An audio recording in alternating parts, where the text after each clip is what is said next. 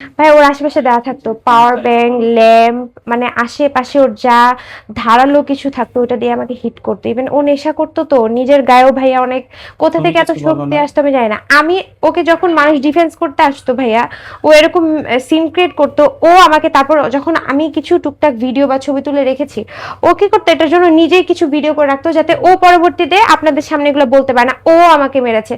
Trust me, আপনারা দেখবেন হয়তো ওর সাথে কথা বললে। আমি কি ওর সাথে পারবো? আমি ওর বাসায় থাকতাম, ও আমাকে ধরে রাখছে ওখানে, ফোন ওখানে মনে হয়। আচ্ছা আপু, যে আপনার আসলে কত টাকা মানে তার জন্য আপনি খরচ করেছেন?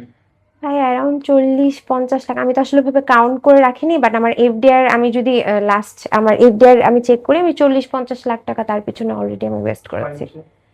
তার সাথে আমার সম্পর্ক 1 বছর, 1 বছরে। 1 বছর। জি। মানে আপনার সাথে যখন সম্পর্ক ছিল তখন কি লায়লার সাথে সম্পর্ক ছিল নাকি লায়লার সাথে সম্পর্ক?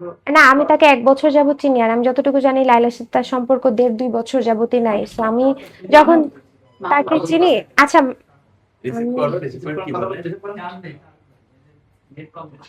কেটে গেছে, দেখেন আমি তার নাম্বারটা টোকাই দিয়ে সেভ করে রাখছি। কেটে গেছে ভাইয়া। আচ্ছা দেখ, আবার ঠিক দিলে লাউডে ও আমাকে গালিগালাজ করবে, নাটক করবে। শোনাম কি ও আসতেছে।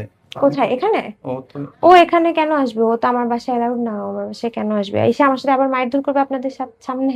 চিনে, এই বাসা তো চিনে। এই বাসা চিনে, ও এই বাসা লোকেশন চিনে, বের এখানে করছে এসে ট্র্যাক করে। মোবাইল এখানে চুরি এসে করে নিয়ে মোবাইল গেছে। চুরি করে নিয়ে গেছে গতকালকে আমার আপনি একটু বান্ধবীর। কথা বলেন, কি বলেন শুনি আমরা। জি। সবাই দেখুন, আমি ওর সাথে কি বলবো?